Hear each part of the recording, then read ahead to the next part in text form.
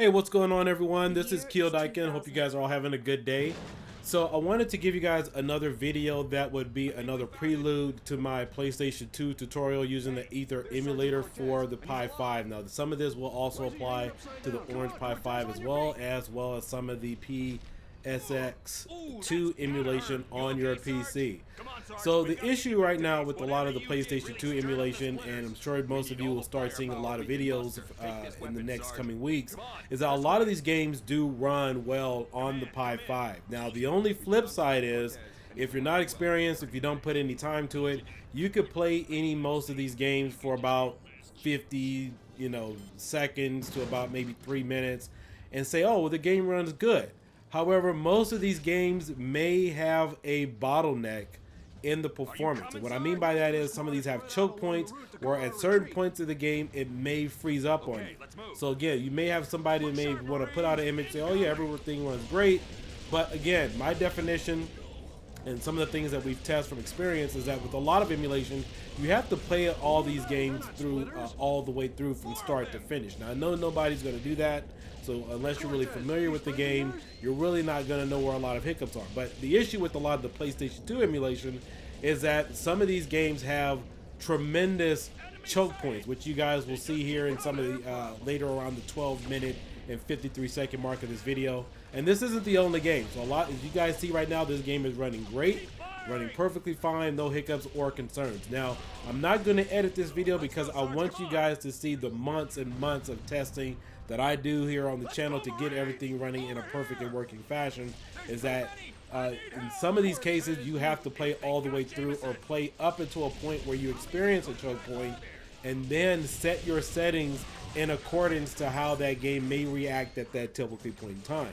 So for example, in front of you, we are watching Time Splitters. The game is running great, but if I run into a choke point later on in this game due to the emulation, I need to make sure that my settings and all of my tweaks and adjustments are adjusted for that point in the game that may occur, and not just assume everything's just going to run as it would playing about maybe 2 or 3 minutes into the game. And so again, at around the 12-minute 53-second mark, you can see it. I provided the checkpoint in the timestamp so you guys can see it if you want to skip ahead. But I want you to see the full process that we use, or what I use, to test a lot of these games, to find these choke points so you can have the best emulation experience possible. Now, in most cases, some people will say, oh, this runs great and it runs fine. But again, there's 4,000 PlayStation 2 games. Some of these hiccups may occur maybe 20 or 30 minutes later initially. But you have to understand all these settings. In fact, again, I try to make all of my settings adjusted to wherever that choke point is. And so instead of running something maybe at a higher resolution or running something with a particular setting as it runs fine now, I want to make sure it's adjusted to when you run that choke point, you're not having any issues. Now, in this particular game, I still haven't figured out what it is, what's causing this particular issue. In fact, when I get closer to the game, it's the second level, thank God. At the second level, there's a crane point. You have to turn on the crane to activate it, and then you have this little boat that's shooting at you, and you use the crane to pull the gunner out of the boat, and it creates that little choke point there. I mean, the visuals are off. I think the sound is pretty much fine, so I had to find a way to kind of speed it up. I haven't figured out a way to fully perfect it yet, but again, thank goodness this particular choke point happened only at the beginning of the second stage and didn't happen somewhere maybe in level 7 or maybe 8, because one of the viewers, if you guys know him, he was Pi Maniac. He asked me to take a look at it.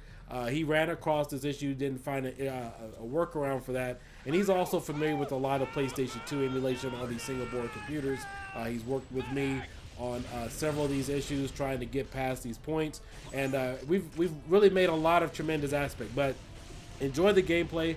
I'll give you guys some additional commentary when we get to the 12-minute and 53-second mark, because I want to create a realistic expectation, because again, there will be certain issues where maybe you play a game, it doesn't run great initially, and then you say, oh, this just doesn't work, it's broken. And we've seen a lot of comments where initially people said PlayStation 2 just can't run on this particular board, but we've had a number of videos up to show you that they were wrong.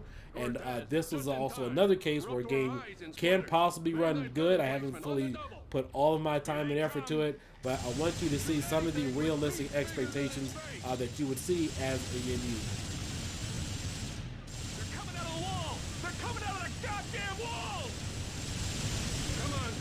Report on!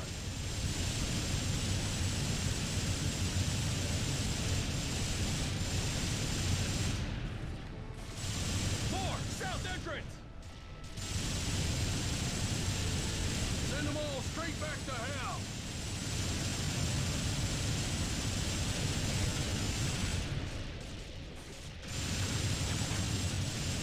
Sarge! Another one! On the cliff!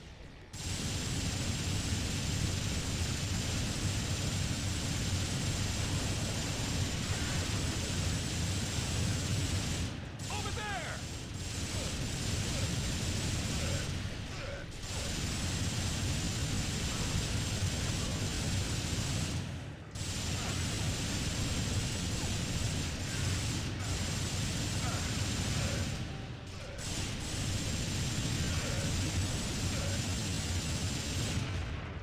Reinforcements are here! Hold your fire! Cortez, hold your fire! Great work, Cortez! The General's waiting, Sarge! Make a run for the base! We'll try and buy you some time! Let's go, Sarge, come on! They're coming over the Alright, cliffs! performance is looking great. Let's throw some grenades out there.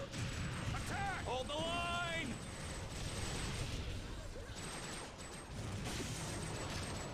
Take it! Oh, some more action coming in. Keep firing!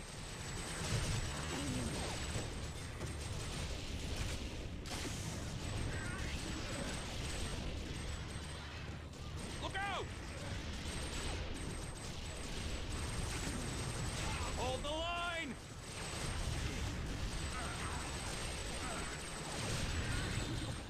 Hey! We're getting fire support from somewhere!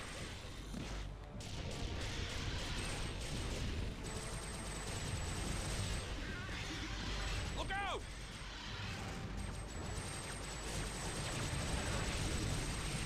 Do I look like a splitter?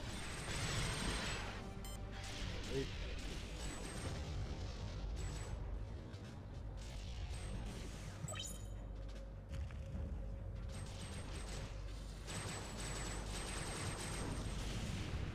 Keep firing!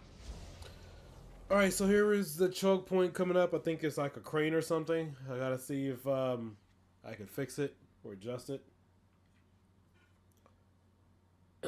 So right now I think I'm overclocked on the GPU to about 920 there, and then we've adjusted some other settings too, so we'll see if they all fit. I haven't tried this combination yet, so we'll see.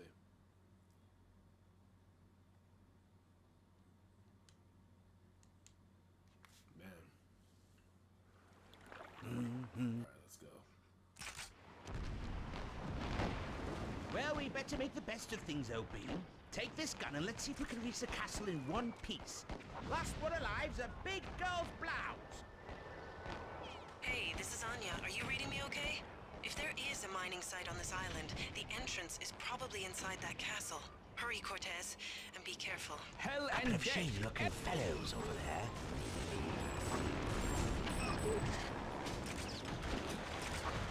Tesla, come in! Respond! Sounds like they know we're here, OB.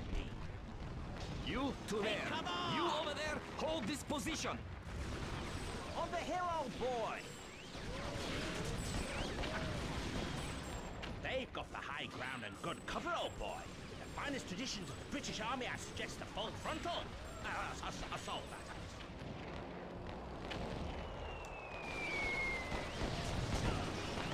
Rats, a machine gun nest.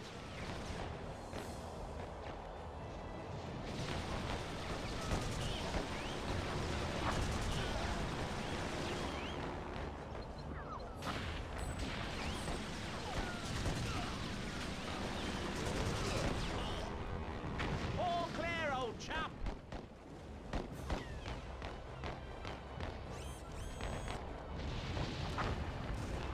Hey, down there! Alright, so here we are at the start of the second level. Kind of cut into it a little bit. Again, this was my first time playing this game. It looks pretty cool. I really still haven't figured out what the premise is for the game, but it looks like you're adjusting going back and forth through some time. But again, this game is kind of going back between 100% to about 80 or so. We're getting a constant 60 FPS. If you look at your bottom right monitor, that's what you're going to look at. And we are using the Vulkan video render interface, and I think I'm running at about I think I'm at 1080p or maybe 680p on the emulator side. Now the purpose of this is I have to go upstairs, unlock some doors, and then also use a crane. But for whatever reason, I don't know why this particular issue, when I go to the crane, it gives me this weird glitch effect where you can't really see it if I'm in Vulkan. Now if I switch over to software mode, it looks perfectly fine, but there's still a lot of slowdown time. But I'm not showing you how to perfect it in this video. I'm not sure if there is a way to fully perfect that. I've tried all 3 video modes, OpenGL software and Vulkan. There's still a lot of slowdown time. It could be an additional setting, but again, just using this to highlight to all of you that PlayStation 2 will test you as far as emulation. It's not directly plug and play. I mean, it can be, but you have to spend some time knowing what you're doing. And if you're any type of image maker or person dealing with emulation on a single board computer, this will test your skills, and it would pretty much annoy you, because I know I was annoyed for the first few months when I started messing around with this. But if you are good at this, if this is something you can master, then this is probably one of the most tedious and time-consuming things you can do. You would get my clap of approval, because this isn't just plug and play like Super Mario Brothers or some of the other emulators, and you'll see that where a lot of people will just upload a ROM and say, oh well, it's not going to work. No, your skills need to be tested. You have to put in some work to understand this emulator. So I'm going to go hit this switch, and then I'm going to go walk back to where we gotta get this down real quick. So I'm going to hit the switch, and then we're going to walk back to this crane, and you will see the slowdown time. So again, this is very brief. It was kind of optional. Thank God I could kind of do what I needed to do and then jump out of it. But a lot of PlayStation 2 emulation will have this type of hiccup where everything is fine, and if you're not aware of it, taught or trained in order to figure out what your settings need to be, it can make for a very miserable experience. And I'm making this video to show you that I am aware of it. There aren't any tutorials out there to show you how to adjust a lot of your settings with PlayStation 2 emulation on these single board computers. There are videos for cell phones and so forth, but none of those settings apply to this. And so here we are. I'm at the crane. You can see that there's a gun below shooting at me while the water is rising, and it goes into this weird glitch effect. So again, wasn't able to fix that, but imagine playing that game for about the first 10 minutes. You have a very enjoyable experience, and then you run across something as miserable as this. So the object here, I got to lower the crane all the way down, unlock the waterway in order to pull it up so the boat can rise. I have to raise the water up a little bit so I can pull the thing off the boat. Okay, I didn't have to do that here, so I do that. Right now we're getting a lot of slowdown time, but again, I haven't had a fix for that yet. Going to work on to adjust it. The only fix I needed to do for that kind of compensates for it a little bit is I had to switch over to software mode and change the video render. But that's not the fix. That was just a quick workaround while I was in the middle of gameplay. Let's do this. Let's go up to debug.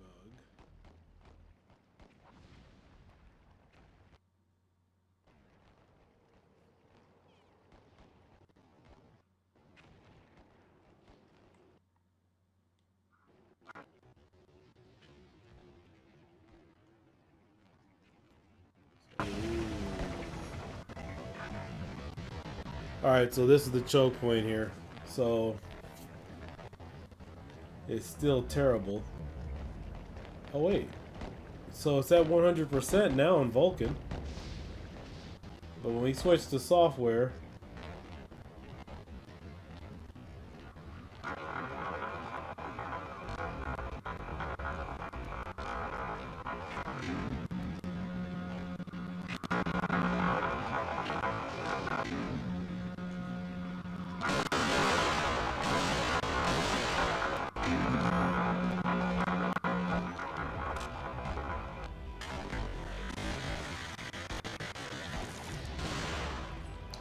alright, well that was fast. That wasn't completely unplayable. So I guess these new settings work. So I'll have to make a mental note of that. But that was pretty strange because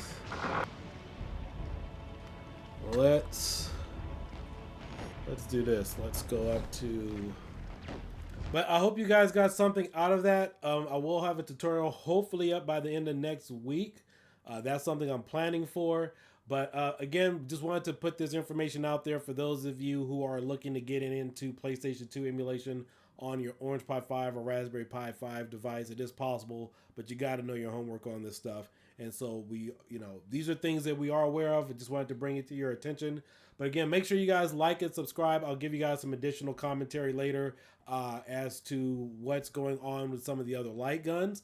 And I hope you enjoyed this video. Catch you guys later. You have a great day. Bye-bye.